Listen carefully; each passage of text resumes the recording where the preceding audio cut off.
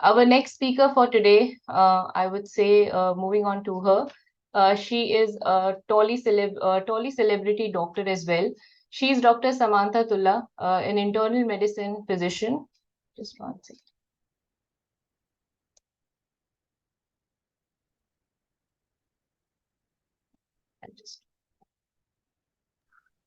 Okay. So I'll just again go for the same. She's a Tolly celebrity doctor, pioneer in precision and anti-aging medicine, and a longevity expert. She is none other than Dr. Samantha Tulla, an MD in internal medicine physician, a diabetologist as well. I see her representing India in many of the global anti-aging forums. She has a fellowship in diabetes mellitus from Royal Liverpool Academy, UK, genetic testing and sequencing technologies from Harvard Medical School, USA, and a certification in precision and anti-aging medicine, A4M, USA. She creates individualized, tailor-made treatment plans for people with lifestyle and chronic metabolic diseases. She truly believes in converting sick care to health care through early preventive inventions. Dr. Samantha has a keen interest in age management, graceful aging, preventive medication, gut health, and biohacking. Her topic for today is an interesting one, and she loves it the most: the science of longevity, the old and the new biomarkers. Over to you, ma'am. I'll just. Um, yes, hi. Thank you for a warm welcome. Honestly, I was not expecting such a long write-up for me, but I'm very thrilled and excited to be here today. And I hope I will add some value and knowledge to my topic today. I hope I'm audible and I hope my slides are clear. Yes, clear, audible. Yeah, please go ahead. Yes, thank you. So this new topic, which is old and new biomarkers of aging, is what my topic is for today. And it's been fantastic to listen to so many presenters today talking about longevity. Before we dive into what actually aging and longevity is, let me tell you, aging is a very complex phenomenon that is happening where multiple things are happening, multiple factories are running so that the machine of a human being is running smoothly.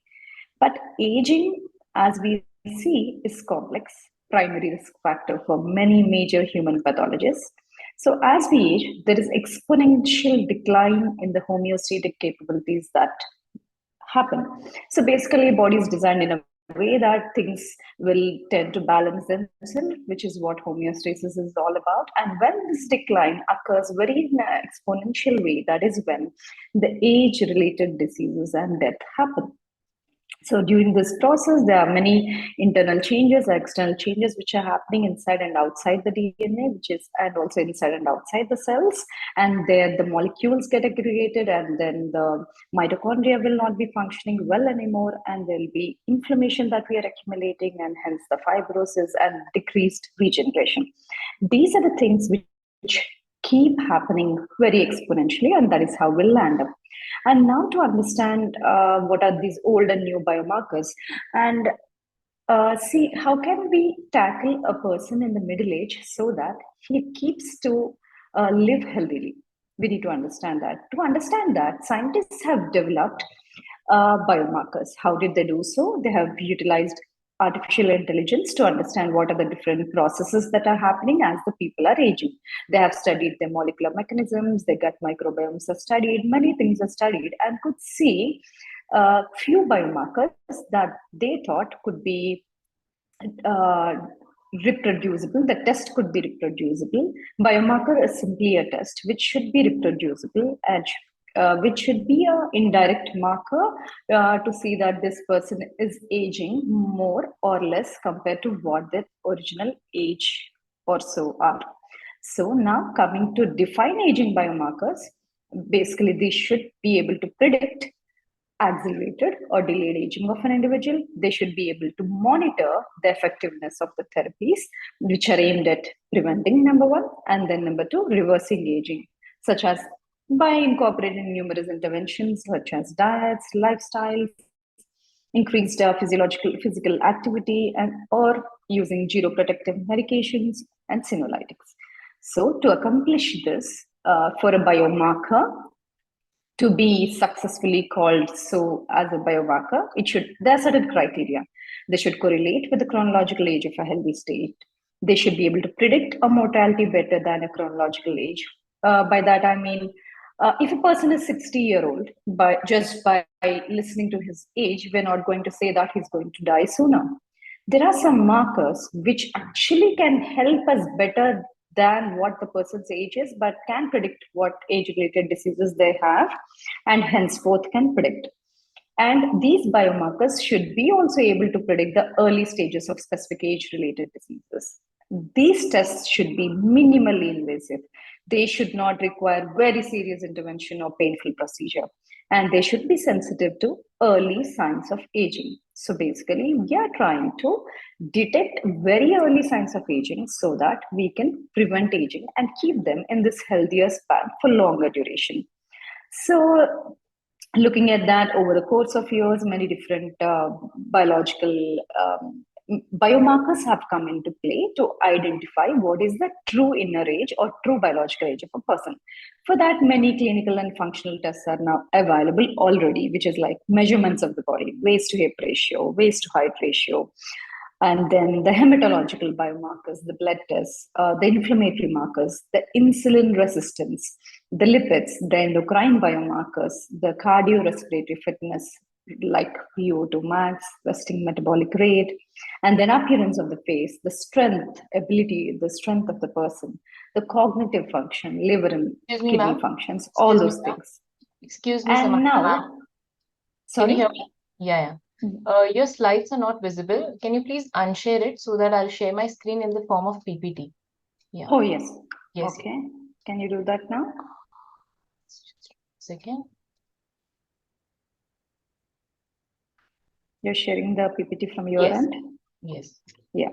Can we move to the third slide, please? Previous one? Yeah, yes, one. We'll keep it here. Yes, so as I was saying, many clinical measurements of the body that we consider, many functional tests of the hematological markers that we consider, and then here comes the older biomarkers along with those clinical and functional tests and the strength tests are the inflammatory markers like CRP and interleukin-6, and the telomere length, which has been the older biomarkers according to the recent data that is coming in, because as we all know, telomere is the tip of the protective cap of the ends of DNA as they become shorter and shorter according to what our genetics and lifestyle are. If the telomere length, depending on how lengthy or short your telomere is, that is going to give you the inner biological age.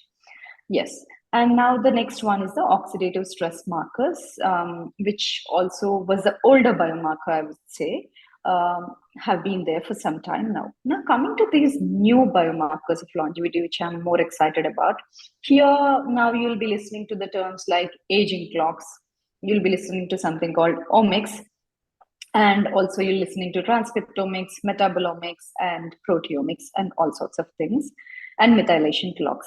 I'll take you one by one about what these are. One is the epigenetic test, which has been heard about in the longevity industry for a long time now. So going there, I would like to tell you, these all words are used in longevity medicine. If you have to know longevity in medicine, we have to know all these terms. Now, for longevity medicine, it utilizes all the knowledge. For example, take a scenario of a car maintenance program. So it uses special aging clocks to measure how your body is aging and then offer personalized solutions. It's like tune-ups and repairs to keep your car running smoothly for as long as possible.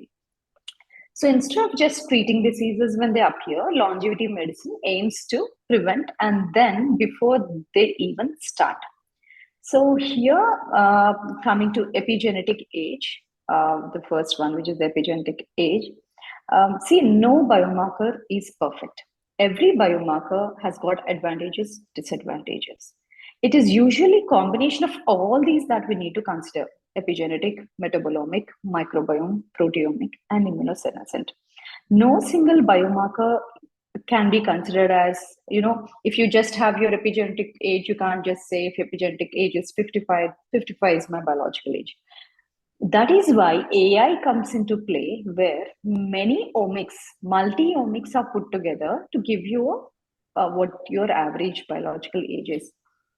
So if you take it in that sense, deep biomarkers are a powerful tool for the understanding of aging and also to develop intervention. And also they have revolutionized the way personalized medicine and anti-aging research is done. And of course, more research is happening in terms of these deep biomarkers. Coming to this epigenetic age, which is DNA methylation. DNA methylation, we can move to the next slide. Yeah. Next slide again. Yeah. So here, coming to epigenetic age clock, basically DNA methylation is an epigenetic change that can affect the way gene expresses itself without altering the DNA sequence. So the patterns of DNA methylation, they change with age, and the specific patterns are associated with longevity. And DNA methylation is a crucial process which plays a very vital role in various biological processes, for example, the gene expression, the cell development, and aging. So as we age, the patterns of DNA methylation change throughout the genome, and the changes can be used to predict the chronological age and identify individuals who are likely to live longer. So there could be some hypomethylation that could be happening. There could be overmethylation or hypermethylation that could be happening. So there are some sites which are cytosine and guanine sites called CPG sites, the region where cytosine is followed by guanine. They become hypermethylated as we age. These hypermethylated sites are often located in the promoter genes in the genes, which lead to their silencing. Or sometimes the DNA methylation pathways, the age-related changes, what could happen is that the dysregulation can contribute to age-related diseases.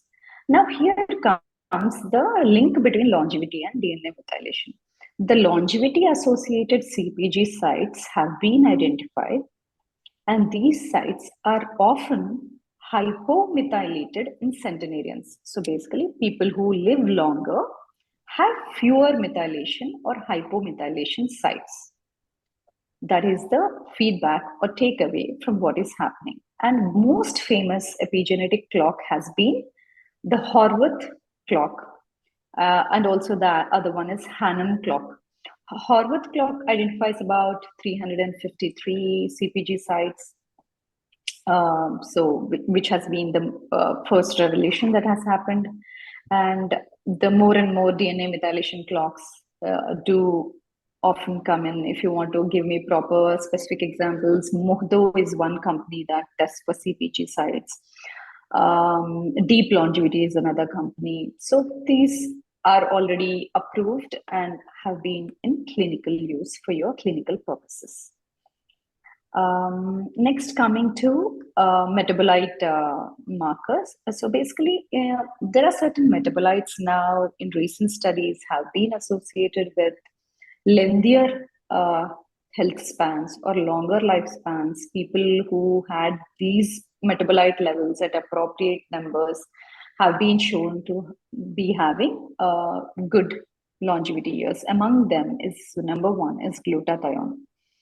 Higher levels of glutathione, usually higher levels, by that I don't mean super higher levels. Higher levels mean if there is an optimal range, towards higher side of the optimal range, have been associated with the improved cellular health and longevity. And next biomarker would be the cysteine, which also has been associated with, if I would say NAD, yeah, let's finish NAD. Now you have seen NMN supplements coming into play, NAD supplements, because it has been known NAD levels decline with age, and measuring NAD levels is one of those things. Yes, there's a company now affiliating with other US companies to get this test to India, and one of the tests is too available. And this NAD levels is also an important biomarker for aging, and it's very crucial for cellular energy and repair processes. And now next is carnitine. We all know carnitine was important for energy production and But recent studies show these levels can correlate with individuals' metabolic health, and also the centenarians first studied, people who have better carnitine levels were having healthier lifespans, and it has been correlated to longevity. And taurine as well has the same story, which was known for protection against age-related diseases, was found to be at a better levels or higher levels compared to normal population. And then creatine, not creatinine, a creatine, which is a ketone body, which usually is in good numbers when we are fasting or when we are in low carbohydrate intake diet, which just means people who are centenarians, who have lived longer, when their diets were studied, they're mostly on Mediterranean diet or mostly whole food, plant-based diet. By plant-based, I don't mean vegetarian.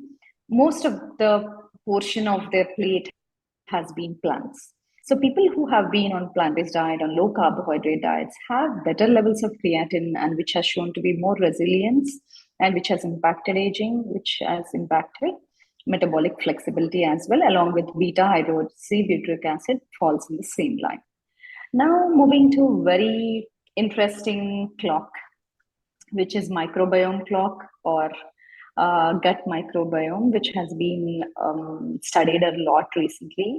And many of the gut health specialists who are there now with me on the panel would believe there are many studies published in Nature, Gastroenterology, Hepatology showing centenarians had very specific type of profile. Let's keep the slide on gut health itself for microbiome. So these centenarians have shown to have abundance of Akkermansia and low levels of proteobacteria.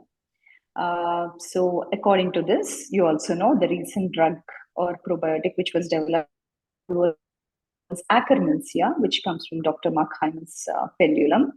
So how Akkermansia was analyzed, because of the AI, which could figure out a lot of thousands of gut microbiome of the people, comparing centenarians to normal people, where centenarians showed this profile of having higher levels of Akkermansia. So that also was very important. Proteobacterium, usually as we age, increases, which often is associated with inflammation and infections, and their abundance as we age. And so is Firmicutes. But generally, as we age, very beneficial bacteria like Akkermansia, Faecalibacterium, Bifidobacterium, bacteroids, they decrease as we age. So our agenda, or our one personalization could be improving these 4 different kinds of bacteria which have been associated with longevity. And that is how drug developments do happen, and also how butyrate producing bacteria also do play a very important role as we age. Now next, moving to proteomic profile. Here comes metabolites. Proteomic profiles are very similar to metabolites. How having specific metabolites can actually improve the way we age. So here I would start for a moment to talk about something called protein carbamylation. Basically, carbamylation is a non-enzymatic modification of proteins which occur as we age. And the levels of carbamylated proteins increase with age. And specific patterns of carbamylation have been associated with longevity. So now there are new specific markers that are coming into play.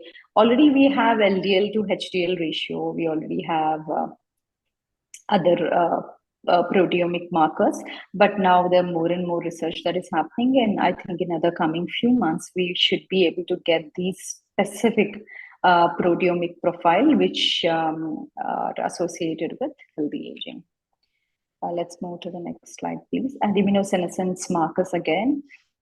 How the anti-inflammatory cytokines are at a higher levels in these centenarians should be our agenda and our target going further. Here, I would like to stop and talk about something called circulating cell DNA, which is released into the bloodstream by dying cells or senescent cells. The levels of these cell-free DNA increase with age. The specific patterns of these cell-free DNA fragments have been associated with longevity, and the test which is available to do is called liquid biopsy. You must have all heard of, which is developed by one company called Dater or Dater Diagnostics, which do these liquid biopsy to analyze early onset circulating tumor cells, which can depict cancers of solid tumors at a very, very early stage.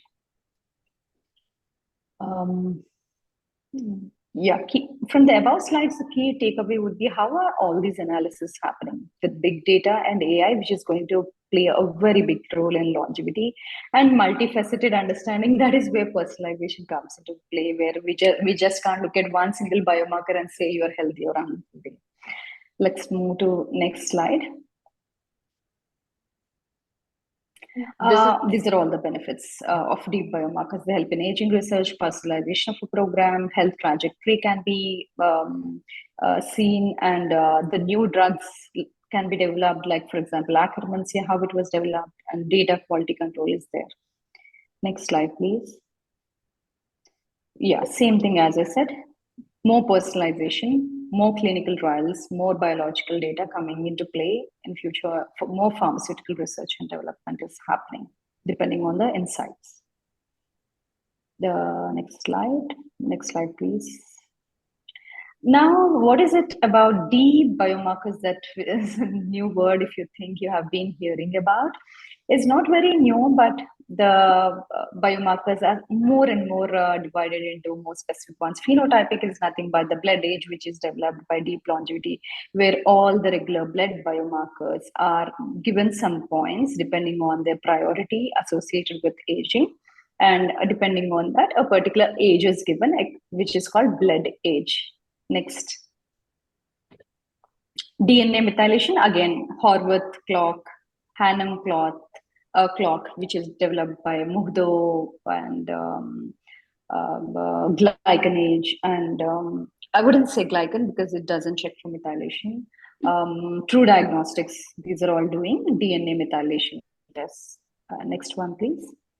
Circulating free DNA, I have already discussed how the early diagnosis of cancer is done with these biomarker. Next. Next.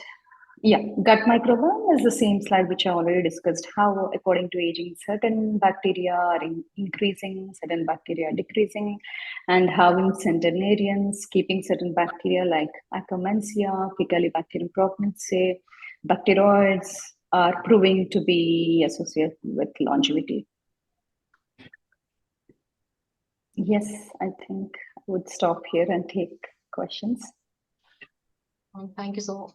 I am so sorry. Thank you so much, ma'am, for letting us know on the biomarkers that you have mentioned. There are certain questions in the chat box. I'll just go through some of them. Can glutathione supplements, this is by Jasleen, can glutathione supplements be given to those on statins, those who are on antihypertensive medications and anti-cholesterol medications? Okay, so glutathione, taking a drug as it is, more than that, what is beneficial is formation of glutathione in the body. It's better we push the body to make it more naturally. So how do we do that? Glycine and cysteine based foods and glycine and N-acetylcysteine supplements could be a better way to increase your glutathione levels. Thank you so much. There's one more question. Is oral glutathione effective, as effective as I guess she mentioned in terms of the IV glutathione? And in what dosages should it be given? See, IV glutathione has got various purposes. One is major detoxification. Next is majorly you want to improve phase 2 detoxification, so that you want to eliminate bad metabolites of hormones or hormonal metabolites that we do not want. And third is the side effect which everybody wants is whitening. Whitening. See, for whitening, it requires about many sessions, and again differs. If a person is autoimmune, maybe they require more number of antioxidants and more dosage may be required. But if you are a starter, if you have not taken any time in the recent past, you should start with a low dose and then build up. Or if you are in a lot of oxidative stress related pathogenesis or a lot of problems which have high oxidation, you may require a high glutathione levels. So basic, you can always start with 600 mg IV if you're starting off. What are the biomarkers that you are using as per in वो your? Card पापा के पास रह गया है, वो ठीक card है, लेके आऊं? I'm so sorry. Somebody. Okay, so biomarkers which currently what I'm using now is I use Muhta for DNA methylation. I do use it for few of the clients who have awareness and who are more into performance and proactive health for sure.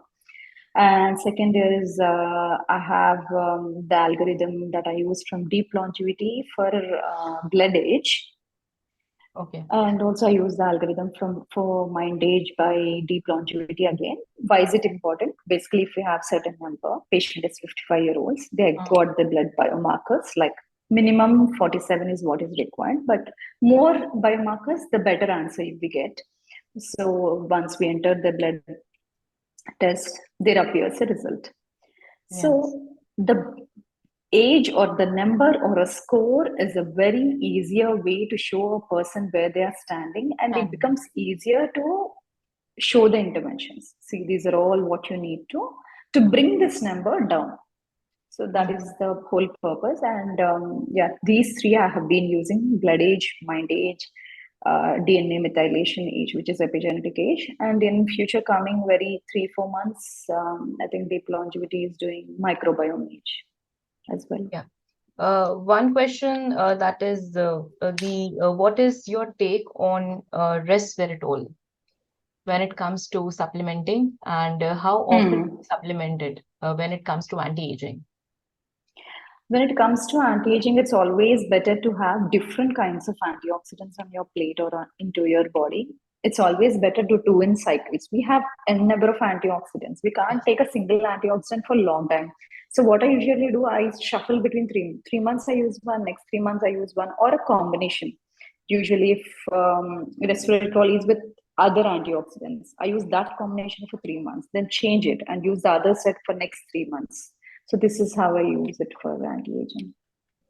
How often, there's one question, how often can we take the mayor's cocktail is the question. So, and what should be the tapering dosage of the same? Yeah. So for what purpose is a very important thing. And for proper cellular regeneration, proper DNA repair to happen, we all need amino acids and B complex and zinc and all these things. So, but where is the patient standing? He's already healthy, proactive, but looking to maintain it. So once in a month, take it for 3 to 5 months, and then we give a break for 6 months. We can't put them on a mentality that this is what you need to depend on. They shouldn't do that as well. Or we can't, the more number of times you're putting needle onto the body of a person, the more number of times you're giving him infection. We should not forget that. So we should play or adjust our lines in a way that how is the gut health? He can't absorb orally, choose IV. If he's not diseased, give a lot of breaks between the two drips and make sure you get the best of it. And it also depends on what is the need, what is the end goal. Is he performing a lot these days? Is he traveling a lot these days? Depending on the kind of activity he's going to achieve in the next few months.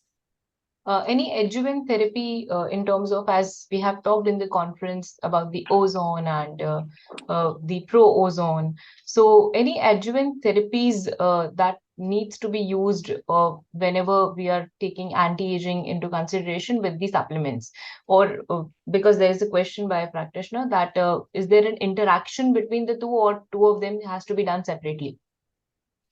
Yes, here it is very important what you're targeting. If you're targeting an electron transport chain for producing more energy, you want to move more electrons, you want to create more NAD levels, then you have to definitely work on NMN and NAD. Okay, now your NAD is high, you want to move electrons. Do you have CoQ10 to move from initial complexes? Then do you have more cytochrome C oxidase to move further? That means are you exposed to more red light? So you can offer NAD or NMN with CoQ red light. Now, is the patient having a lot of oxidative stress? You can't do this a lot because this is all oxidation. But why do we induce this? So that during off treatment, when you are not giving all this, the antioxidants boost up naturally. So And then suppose patient is not in oxidative stress, you want to boost his anti-aging, you want to boost his energy. So you have given NAD, CoQ, red light. Assess him. He's doing very well. Patient is happy. Keep the protocol on. No, he's not feeling any better with all these things. Then you may need to add a hyperbaric oxygen therapy. You can do simple things like hydrogen water, all those things. This all comes under, when you're giving hyperbaric oxygen, you're stimulating oxygen pathway so that NRF2, NIF are all activated. And then when you're not giving hyperbaric oxygen, like when the session is off, the person's body is stimulated to produce antioxidants.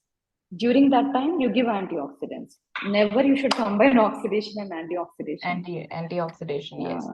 Yeah. So thanks for that answer, and it must have helped a lot of practitioners here as well, and people as well, that if you cannot mix up everything and go together. One last question that's there.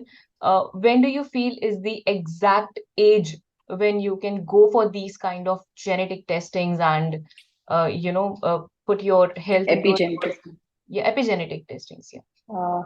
40 if you're living in urban areas, but if you're in rural, peacefully living in a nice quiet environment in a village, away from toxins, you can wait up to 45. But if you're in urban, I think 40 should be a good time. Not just for all these epigenetic tests and all, we should always cover the basics.